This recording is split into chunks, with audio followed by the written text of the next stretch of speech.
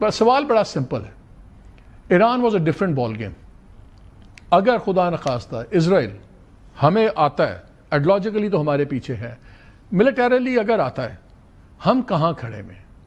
India के Rafale गिराना ठोकना और चीज़ है, इसराइल की जो प्रावस है, जो इसकी टेक्निकल कैपेबिलिटीज़ हैं, सब कुछ है, और अमेरिका खुल के उसके साथ है हर मामले में। क्या हमें परेशान होना चाहिए मिलिटरीली? क्या हम डील कर सकते हैं उनके साथ? बहुत शुक्रिया मालिक साहब, और बहुत थॉट प्रोवोकिंग सरप्राइज दिया आपने कि ये टॉपिक ऐसा है जो जिस पर काफी बात की जा सकती है।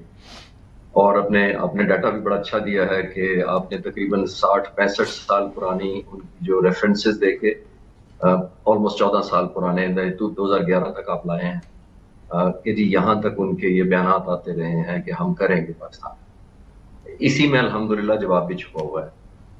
60 साल से वो करना चाह रहे हैं और नहीं कर पाए।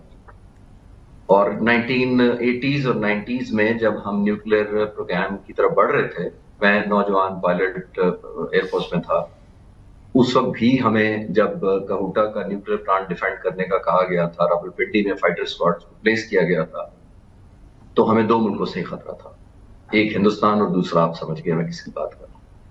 तो उस वक्त भी अल्हम्दुलिल्लाह न्यूक्लियर प्लांट अपने पाए तकमील को पहुंचा।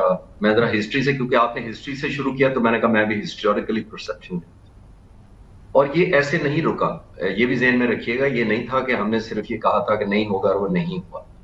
दुनिया में जब कोई आप पर ऑफेंस लॉन्च करता है तो वो सबसे पहले हाइपोथाइज करता है कि आपका रिस्पॉन्स क्या होगा। ये मिलिट्री वॉर कॉलेजेस में, एनडीयू में, जहां मैं पढ़ता रहा हूं या पढ़ाता रहा हूं, बाद में हाइपोथाइज किया जाता है एनिमी को। जब आप टारगेट प्लान करते हैं, जलसा बैठे हैं, जब आप हमला करने का सोचते हैं तो हिट बैक का सोचते हैं कि क्या होगा। उसमें प्रायोरिटाइज करते हैं hypothesis 1, 2 and 3। 1 is most likely, 3 is less likely but most dangerous। तो इसका मतलब ये होता है कि आई एम श्योर इस सेंस में तो इजराइल बेहतर रहा जब उसने कतर पे अभी हमला किया, जो अलग एक टॉपिक है, लेकिन हिंदुस्तान इसमें अच्छा नहीं रहा इतना। 2025 मई में जब उन्होंने हमला किया तो गलत हाइपोथेसाइज किया उन्होंने, लास्ट वाले को नहीं मटेरियलाइज होते देखा कि लेस लाइकली है उनके पॉइंट ऑफ व्यू से, बट मोस्ट डेंजरस है कि पाक फिजाइया हमला करेगी, वापस पनिश करेगी, चाहे वेपन्स भेजेंगे हमारे अंदर या जहाज भेजेंगे। हिंदुस्तान के अलावा जब इजराइल पिछले 45-50 साल से, जितने सालों का मैं सो कॉल्ड, चले न्यूक्लियर पे ज्यादा स्पेसिफिक कर लेते हैं, तो कैसे रुका हमारा न्यूक्लियर? पैसे बचा कैसे? उनको प्रोहिबिटिव प्राइस पता थी। और मैं उस वक्त की भी एज ए यंग ऑफिसर तो मैं स्ट्रैटेजी में नहीं इन्वॉल्व था, बट अब तो मैं पढ़ता हूं तो आई नो कि इजराइल को ये पता होना चाहिए कि उसकी प्रोहिबिटिव प्राइस क्या है। प्रोहिबिटिव प्राइस ने ये इंशाल्लाह ताला नहीं होगी कि हम कंडेम करेंगे यूनाइटेड नेशन से। हिंदुस्तान के सिलसिले में भी हमने ये नहीं किया था। जब 85 जहाज रात को हवा में उड़े थे 12:30 बजे के करीब, 6 और 7 मई 2025 को, तो हमने ये नहीं कहा था कि आप हमला करके चले जाएं, फिर हम कल यूनाइटेड नेशन से कहेंगे और ओआईसी का इजलास बुलाएंगे। हमारे सारे जहाज गए थे, आधे घंटे के अंदर 7 उनके जहाज वापस लैंड नहीं किए गए थे। मैं किसी तकब्बुर में नहीं कह रहा, मैं अल्लाह ताला का शुक्र बजा लाता हूँ। अल्हम्दुलिल्लाह हमें पीस टाइम में लीडरशिप ने तैयारी की थी कि ये वक्त आ सकता है। अगर आप वक्त की तैयारी कर रखेंगे तो दुश्मन आपको सरप्राइज नहीं देगा। कतर का रिस्पॉन्स, कतर ने ऑपोजिट किया। कतर के मामले में इसराइल ने सही हाइपोथेसाइज किया कि जवाब नहीं आएगा, कोई भी कंडेम किया जाएगा। अमेरिका अब कल से इसको थोड़ा सा मैं उसको इसलिए टच अपॉन कर रहा हूं कि बहुत ही रिसेंट और रिलेवेंट है। आपने नोट किया होगा कि कल से बहस सारा मीडिया ये नहीं कर रहा कि कितना ब्रूटल एक्शन किया है, कितनी वॉलेशन ऑफ ब्रीच ऑफ डिसिप्लिन या सॉवरेनिटी हुई है। बहस ये कर रहा है सारा मीडिया, मिडिल ईस्ट का भी, कि अच्छा वार्निंग तो नहीं ना दी, और अगर वार्निंग दी तो थोड़ी सी कम दी, देखें बता तो देते ना आप। इसका क्या मतलब है? इसका मतलब यह है कि इजराइल ने ये कामयाबी से सेटअप कर लिया है कि मारना न्यू नॉर्मल है। सिर्फ अगर डिबेट करनी है तो ये कर लिया करो, बताना कितना पहले या कितना बाद में, या जब बमबारी हो रही होगी तो तब बताना है। तो दुनिया में सॉवरेनिटी मालिक साहब तब डिफेंड कर पाते हैं आप कि आप बिफिटिंग रिस्पॉन्स देने की कैपेसिटी रखें। मैं इस बहस में नहीं जाना चाहता कि इजराइल के कितने जहाज हैं, मुझे पता है उनके पास 350 जहाज है, स्टेट ऑफ द आर्ट है। F-16 250 है, मुझे पता है। उनके पास F-35 भी है, मुझे पता है। F-15 भी है। मैं ये करना चाह रहा हूं कि जो वो इफेक्ट क्रिएट करेंगे, आया उसके लिए हिटबैक के लिए तैयार होंगे, उसमें उनको करेक्ट हाइपोथेसाइज करना चाहिए। मैं अपनी डॉक्यूमेंट्रीज बनाता हूं अपने यूट्यूब चैनल के लिए। मैंने इंडिया का ये 1 मई 2025 को एक डॉक्यूमेंट्री बनाई थी, और उसमें मैंने ये कहा था कि हिंदुस्तान को चाहिए कि हमें करेक्ट हाइपोथेसाइज करे।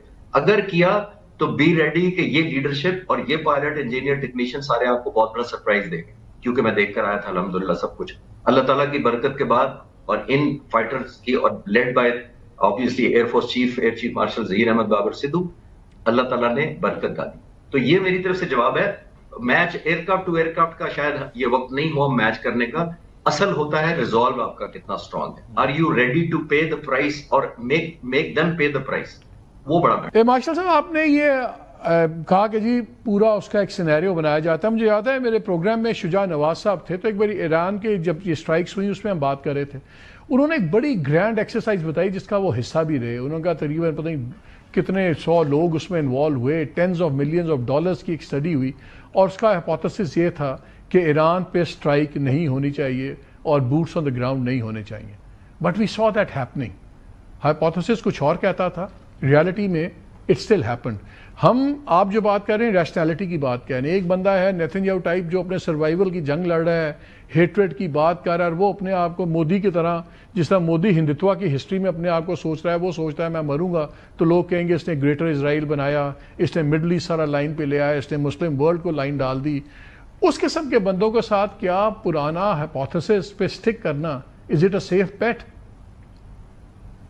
نو it's not a safe bet. لیکن ریئلٹی ہمیں یہ بھی ذہن میں رکھنی چاہیے کہ Ezer Weizman Israeli air force کے چیف تھے اور وہ بعد میں پریزیڈنٹ بنے اسرائیل کے.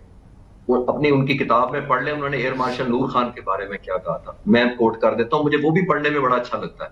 انہوں نے کہا تھا Noor Khan is a formidable person and I am glad that he is a Pakistani not an Egyptian. That says it all.